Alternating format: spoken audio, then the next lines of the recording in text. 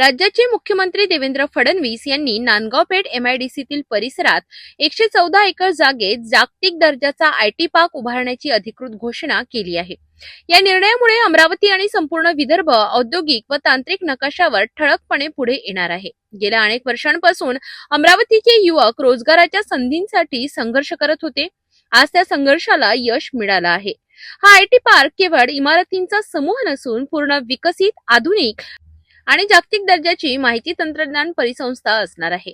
Digital कनेक्टिव्हिटीसाठी उच्च वेगवान fibre optic network, 2 ते 3 स्वतंत्र इंटरनेट सेवा पुरवठादार, 1 ते 10 गिगाबिट प्रति सेकंद क्षमतेचे इंटरनेट आणि अत्याधुनिक वायरलेस नेटवर्क उपलब्ध असणार आहे।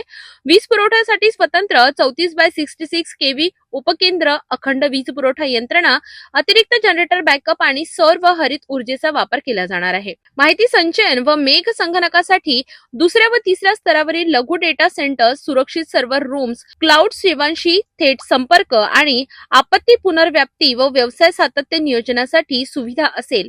सायबर सुरक्षेसाठी अत्याधुनिक फायरवॉल प्रणाली, घुसखोरी शोध व प्रतिबंध यंत्रणा, सामायिक सुरक्षा संचालन केंद्र, सुरक्षित व्हर्च्युअल प्रायव्हेट नेटवर्क आणि आंतरराष्ट्रीय माहिती सुरक्षा मानकांचे पालन करण्यात येणार आहे। स्मार्ट इमारती अंतर्गत बायोमेट्रिक व RFID प्रवेश नियंत्रण, AI आधारित सीसीटीव्ही देखरेख, बुद्धिमान वाहनतळ व वाहतूक व्यवस्थापन प्रणाली असणार आहे। या ठिकाणी नव उद्योगांसाठी तयार कार्यालयीन जागा, स्टार्टअपसाठी सहकार्य केंद्र, अत्याधुनिक परिषद सुविधा आणि नवसंशोधन प्रयोगशाळा उभारल्या जाणार आहेत। दरम्यान संबंधित कृती समितीने स्पष्ट भूमिका घेत फक्त घोषणांवर समाधान मानणार नसून भूमिपूजन, निधी मंजुरी, वेळापत्रक आणि प्रत्यक्ष काम सुरू होईपर्यंत पाठपुरावा सुरूच राहील असे ठामपणे सांगितले। अमरावतीच्या विकासावर आमचा हक्क आहे आणि तो आम्ही मिळवून दाखवला आहे, असा निर्धार आयोजित पत्रकार परिषदेमध्ये भाजपा नेते किरण पातुरकर यांनी व्यक्त केला। जेव्हापासून देवेंद्र फडणवीस साहेब मुख्यमंत्री झाले तेव्हापासून विदर्भाचं औद्योगिकरण आणि अमरावतीचं औद्योगिकरण हे महाराष्ट्र शासनाच्या अजेंड्यावर आलं। आज अमरावतीमध्ये जितके प्रकल्प घोषित झाले आणि चालू झाले ते फक्त आणि फक्त देवेंद्र फडणवीस साहेब यांच्या प्रयत्नांनी, यांच्या विजनमुळे आणि यांनी दिलेल्या पाठिंब्यामुळे सुरू झालेले आहेत। आम्ही कृती समितीने ज्यावेळी शासकीय मेडिकल कॉलेजची मागणी केली त्यावेळी ती पूर्ण झाली, त्याला वेळ लागला 6 वर्ष, परंतु ती त्यांनी पूर्ण केली आणि आज अमरावतीला 3 मेडिकल कॉलेज झाले आणि 400 जागा झाल्या आहेत। या व्यतिरिक्त एक बेलोरा विमानतळाचे तिथे पायलट प्रशिक्षण केंद्र उभं होते आहे, त्याच्यात 34 विमानं येणार आहे आणि 200 पायलट तयार होणार आहे दरवर्षी। आणि तिसरा महत्त्वाचा पार्ट आहे, जे सुशिक्षित तरुण आहे, IT विद्याविभूषित तरुण आहे, त्यांच्यासाठी अमरावतीला आयटी पार्कची मागणी आम्ही 3 वर्षापूर्वी केली होती। सातत्याने आमच्या प्रयत्नामुळे देवेंद्र फडणवीस साहेबांनी आम्हाला त्याच वेळी सांगितलं होतं मी हे करतो। बेलोरा विमानतळाच्या उद्घाटन प्रसंगी त्यांनी घोषणा केली।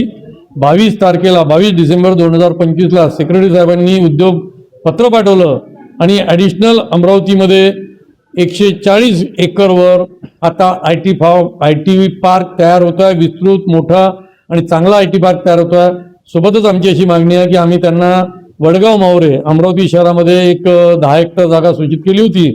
जे छोटे उद्योजक IT क्षेत्रातले त्यांच्यासाठी ती जागा आवश्यक आहे, त्यामुळे त्या जागेचाही उपयोग करावा।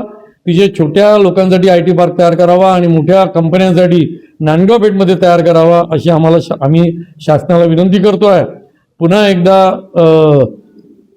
अमरावतीचं textile park, mega textile park, Belora विमानतळ, त्याच्यानंतर शासकीय मेडिकल कॉलेज, आयटी पार्क आणि मराठी विद्यापीठ या सर्व गोष्टी, दादासाहेब गवई स्मारक, या सगळ्या गोष्टींसाठी आम्ही मुख्यमंत्री देवेंद्र फडणवीस साहेबांचे आभारी आहोत, उदय सामंत साहेबांचे आभारी आहोत, एकनाथराव शिंदे साहेबांचे आभारी आहोत आणि दिवंगत अजितदादा पवार साहेबांचेही आभारी आहोत।